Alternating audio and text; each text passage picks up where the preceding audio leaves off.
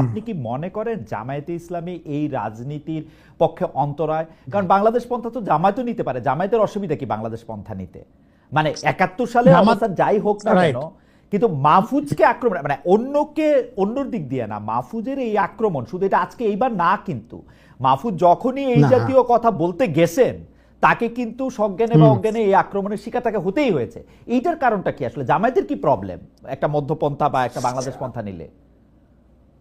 মধ্যপন্থা বাংলাদেশ পন্থা জামাত তো নিতে পারতেছে না। প্রবলেম তো আছেই। প্রবলেম নিতে পারতেছে না কেন? নিতে পারতেছে না হলো যে তার যে পলিটিক্যাল ন্যারেশন, সেই ন্যারেশনের মধ্যে সে তো ইসলামী পলিটিক্স করে। ইসলামী পলিটিক্স মানে ইসলামের সে যে বয়ানটা নির্মাণ করছে, সেই বয়ানের সাথে তো বাংলাদেশ পন্থা যায় না। হ্যাঁ, তাকে তো ওই রাজনীতি করতে, আবার সে বাংলাদেশ পন্থার বিরোধী এটাও সে বলতে পারবে না। তো ফলে তাকে তো হোলসেল ওই জায়গায় আপনার ধরেন এটা মধ্যপন্থী রাজনীতি সে করতে পারে না। সেটা তার দিক থেকে ঠিকই আছে, কিন্তু সে যেটা করে তার পলিটিক্যাল প্রবলেম যেটা, যে কারণে জামাত মনে হয় যে যখন 10 কদম আগায়, আবার সকালে 10 কদম আগায়, বিকালে 20 কদম পিছায় যায়, এটা মনে হয়।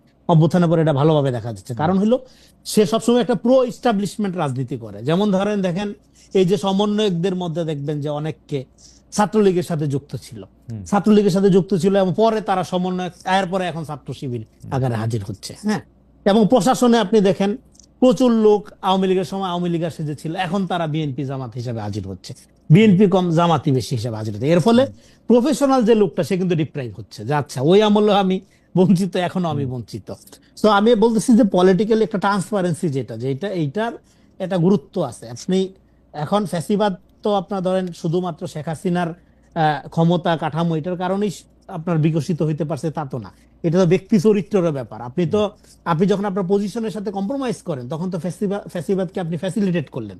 সেটা আপনি নিজের যে সুবিধার জন্যই করেন। হ্যাঁ, আপনার জীবনের ঝুঁকি ছিল, এটা জানেন, এটা সবার জন্যই ছিল জীবনের ঝুঁকি। কিন্তু তাই বললে আপনি যখন আপনার আত্মপরিচয়ের সাথে কম্প্রোমাইজ করেন, তাহলে তো আপনি মোরালি অনেক নিচে নেমে গেলেন, আপনি তো এক ধরনের কম্প্রোমাইজ করলেন। এই পয়েন্টটা আমাদের মনে